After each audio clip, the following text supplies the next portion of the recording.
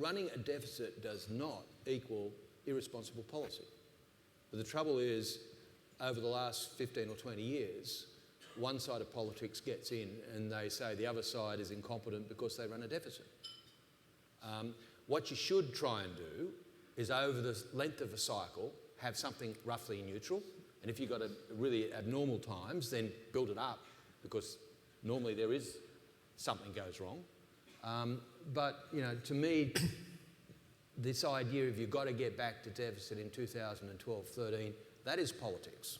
That is not economics. And so if we get another natural disaster somewhere, I don't know what it is, then should we still keep the surplus? No. You use the amount of debt that you've got, or your firepower, to make sure it doesn't hurt the economy. And I think where Australia is really lucky is we basically don't have any debt by international standards. I mean, net debt of 6 or 7% is a rounding error by international standards. It is. Yeah. I know some political parties say it's not, but it is. You know, you know, by 2017-18, the government's worth money again. There's practically no one other than a couple of the Scandinavians, Norway, etc., in that situation. Just to add to that, if you look at the government's approach with the Queensland floods, they said, oh, we've got to have a levy because this is going to cause a shortfall in revenue and an increase in spending.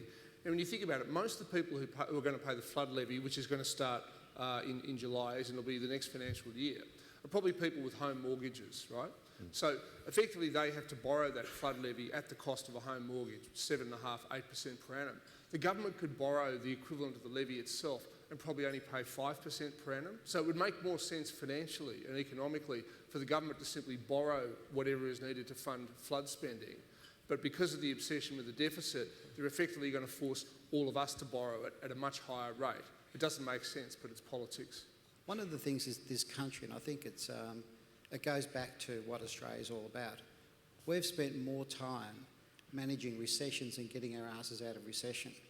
The times that we've been in boom times haven't been a lot. So hence we don't really have a strategy on how to deal with a boom time. And I think a lot of people in business have the same issue, where we're saying, how do we survive a recession? The challenge we have today, and Australia has today, how are we going to survive this boom, or are we just going to blow the lot? We may get our deficit down to surplus, but there's going to be a lot of other things that are happening in the future. And I think it's really more about our peoples and our thought processes in driving the economy.